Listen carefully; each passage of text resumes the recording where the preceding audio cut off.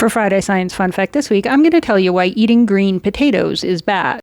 Potatoes are nightshades, which belong to the Solidaceae family, and that also includes other foods like tomatoes and eggplant, as well as bell peppers and chili peppers, and flowers like petunias or belladonna, which is also known as deadly nightshade, and plants like tobacco. Nightshades originated in South America and spread throughout the world during colonization, and they naturally make hundreds of different alkaloid compounds. An alkaloid is just an organic compound with a nitrogen in it that is basic, meaning the opposite of acidic. Alkaloids likely evolved in the plants as pesticides because they taste very bitter and can be toxic to bugs and fungus, molds, bacteria, and in high enough amounts to humans.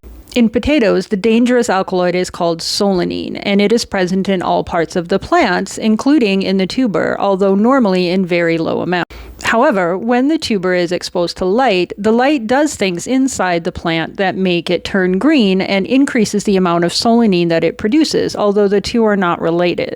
The green is just chlorophyll, and you eat chlorophyll all the time when you eat other green leafy vegetables. It is not toxic.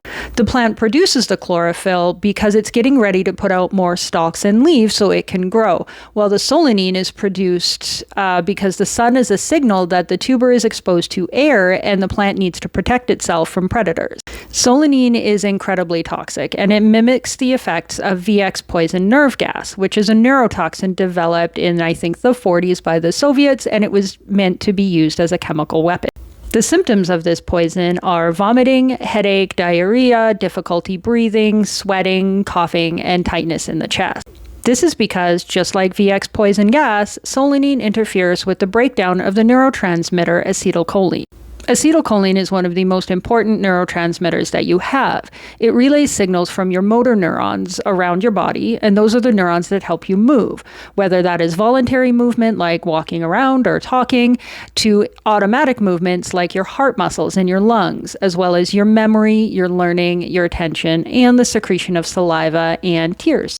If you want to see a highly accurate depiction of what poisoning with VX gas looks like, go watch the 1996 movie The Rock with Nicolas Cage and Sean Connery.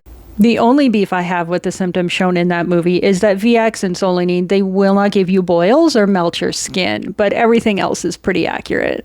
So if you don't want to have to end up stabbing yourself in the heart with an 8-inch needle filled with atropine, maybe don't eat green potatoes.